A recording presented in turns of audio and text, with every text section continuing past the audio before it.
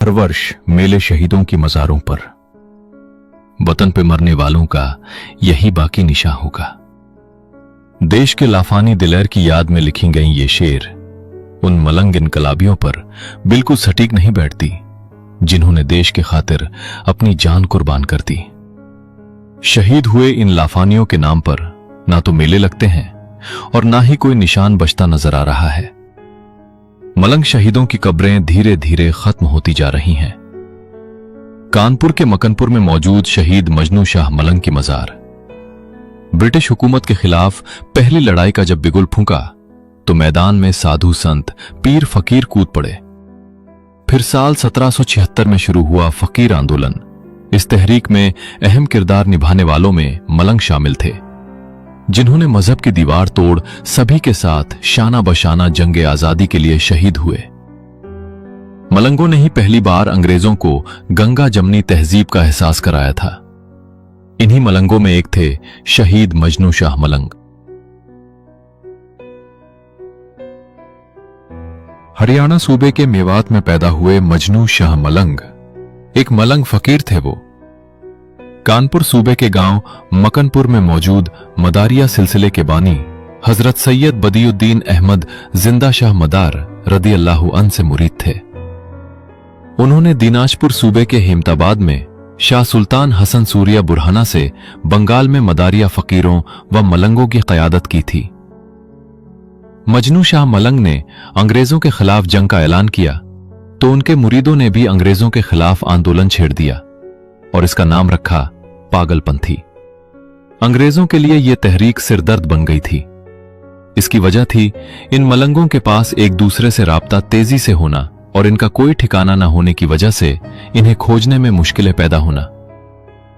मजनू शाह मलंग लोगों के दरमियान जाकर ईस्ट इंडिया कंपनी की तशद्दुद आमेज हिकमत अमली के लिए एहतजाज किया करते थे। उन्होंने बंगाल से लेकर सूबे उत्तर प्रदेश तक ब्रिटिश सरकार के खिलाफ इनकलाबी बेदार कारवां चलाया। 30 साल तक वो अंग्रेजों के लिए खलनायक बने रहे। सूबे कानपुर में मौजूद दरगाह हजरत जिंदा शाह मदार के सज्जादा अंग्रेजों के खिलाफ गुरिल्ला जंग किया करते थे। उनके मुजाहमत को मिटाने के लिए ईस्ट इंडिया कंपनी ने लेफ्टिनेंट ब्रेनन को तैनात किया।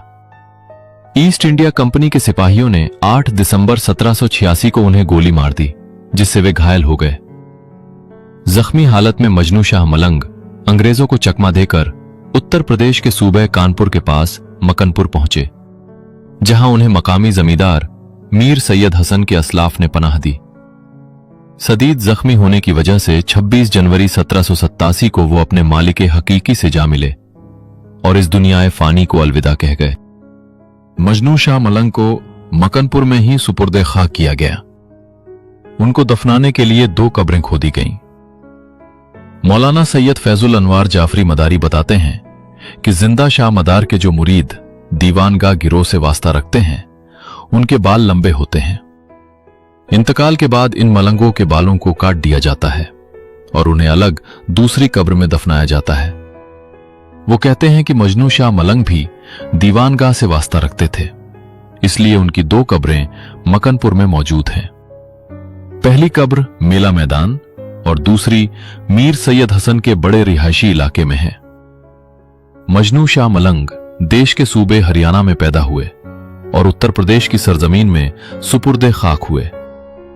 बावजूद इसके उन्हें यहां भुला दिया गया, लेकिन वो आज भी बांग्लादेश में इनकलाबी और क्रांतिकारी हीरो की सूरत में जाने जाते हैं।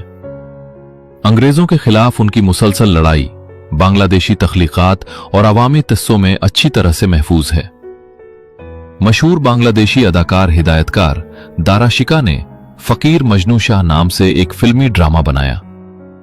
उन्हें बेहतरीन खिराजे अकीदत बांग्लादेश सरकार ने कुछ साल पहले मौजूदा प्रधानमंत्री ने खुद एक पुल का नाम मजनू शाह मलंग रख उसे मुल्क के नाम वक्फ कर दिया। जंगे आजादी के अहम सिपह सालार खान आलम मियां की शहादत मौलाना सैयद फैजुल अनवार जाफरी मदारी बताते हैं कि अंग्रेजों से जंग का सिलसिला मजनू शाह मलंग के शहीद होने के बाद मदारी सिलसिले के मुरीदों में लगातार जारी रहा। वो कहते हैं कि खानकाह के सज्जादा और सैयद जादगान की कुर्बानी भी इस वतन की मिट्टी में शामिल है, जिसके दम पर परचमे यौम लहराया है। इनमें मुजाहिदे आजादी नानाराव पेशवा के खास दोस्त मकनपुर के वासिंदा जंगे आजादी के अहम सिपहसालार खान आलम मियां भी शामिल थे। उनकी तहरीक से परेशान होकर अंग्रेजी फौज ने मकनपुर में सैयद खान आलम मियां और उनके साथियों पर हमला बोल दिया।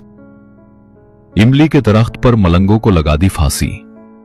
अचानक हुए हमले में सैकड़ों लोग शहीद हो गए और 105 लोग गिरफ्तार किए गए। गिरफ्तार किए गए वतन फरोशों को वर्तमान के मेला तहसील जगह पर पहले लगी एक हथनी इमली के दरख्त पर फांसी पर लटका दिया गया था। सैयद खान जख्मी हालत में अपने कई साथियों के साथ अंग्रेजी घेरा तोड़कर निकलने में कामयाब हो गए। वो हरियाणा के गुड़गांव में मौजूद अलवर चले गए और वहीं पर उन्होंने आखिरी सांस ली। उनका मजार आज भी वहां मौजूद है। 1857 की जंग में हुए शामिल मलंगों ने 10 मई 1857 को मेरठ जंग में शामिल होकर अंग्रेजों के खिलाफ जंगे आजादी में कूद पड़े। इनमें बरेली के अहमद खौ पठान मदारी इस जंग में सदरों के सदर के ओहदे पर थे। खरका गांव में 11 मई 1857 को अहमद खां मदारी बहादुर खां पठान मदारी की कमान में लड़ते हुए अंग्रेजों के छक्के छुड़ा दिए। उन्होंने बरेली, पीलीभीत, बदायूं, शाहजहांपुर से अंग्रेजों को भगा दिया।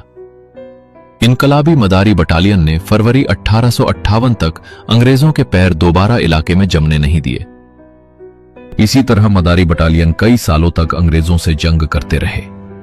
जंगे आजादी के हीरो माने जाने वाले हजरत टीपू सुल्तान भी बचपन में इसी बटालियन में शामिल हुए और इस जंग को मुसलसल जारी रखा। अगर आप इसमें और भी मालूमात करना चाहते हैं तो हमें कमेंट करें। इंशाअल्लाह हम आप तक पूरी जानकारी पहुंचाने की कोशिश करेंगे।